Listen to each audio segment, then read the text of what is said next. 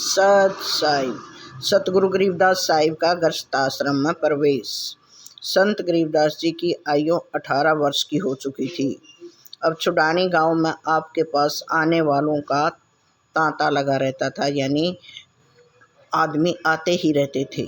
सैकड़ों व्यक्ति प्रतिदिन भोजन करने वाले हो जाते थे। भोजन बनाने का सारा कार्यभार केवल माता रानी जी पर ही था। एक दिन माता रानी व श्री बलराम सिंह ने अकेले में गरीबदास को बुलाकर कहा, बेटा, अब तू समझदार तथा शाना हो चुका है।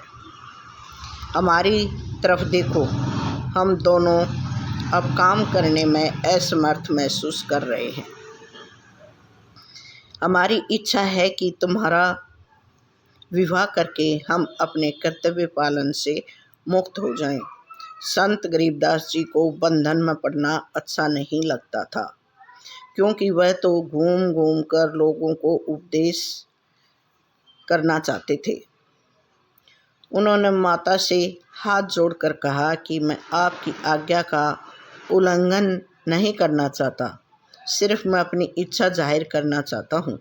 अगर कार्यभार को संभालने के लिए ही आप मेरा विवाह करना चाहते हैं तो ऐसी व्यवस्था तो किसी अन्य सेवादारों द्वारा भी की जा सकती है। भोजन बनाना, सफाई करना, गायों की सेवा करना आदि तो सेवादार करने को तैयार हैं। गरीबदास जी की बातें सुनकर माता रानी ने कहा, बेटा, यह तो हम समझते हैं कि सारा काम सेवादारों के द्वारा हो सकता है, परंतु घर बार की सारी जिम्मेदारी या खेती का हिसाब किताब कोई सेवादार स्थायी रहकर नहीं संभाल पाएगा। फिर स्त्री के बिना घर सूना सूना होता है। स्त्री तो घर की लक्ष्मी होती है। फिर बेटा, विवाह तो अत्रि, वशिष्ठ आदि ऋषि तथा राम, कृष्ण आदि अवतार व ब्रह्मा, विष्णु, शिव आदि देवताओं ने भी किया है। उनको भी तो संसार की बहुत सेवा करनी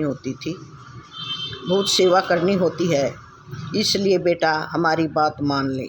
तू भी तो हमारा इकलौता ही बेटा है। ऐसा सुना है कि पुत्र बिना गति भी नहीं होती।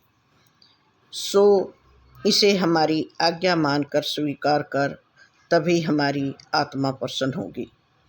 माता जी की वात्सल्य भरी बातें सुनकर एवं बड़ों का आदर करते हुए आपने विवाह करना स्वीकार किया। कुछ समय बाद ही आपका विवाह गांव बरौना, जिला सोनीपत के चौधरी नादर सिंह की पुत्री मोहनी देवी जी के साथ संपन्न हुआ। आप स्वभाव की एक कुशल गृहिणी थी।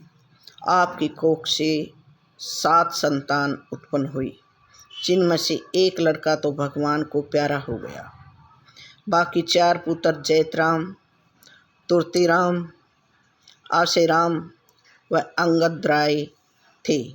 इसके अलावा 2 सुपुत्रियाँ दिलकौर व ज्ञानकौर थी, जिन्होंने विवाह न करवाकर सारा जीवन संत सेवा, सुमिरन व ध्यान में ही व्यतीत कर दिया। सत साई।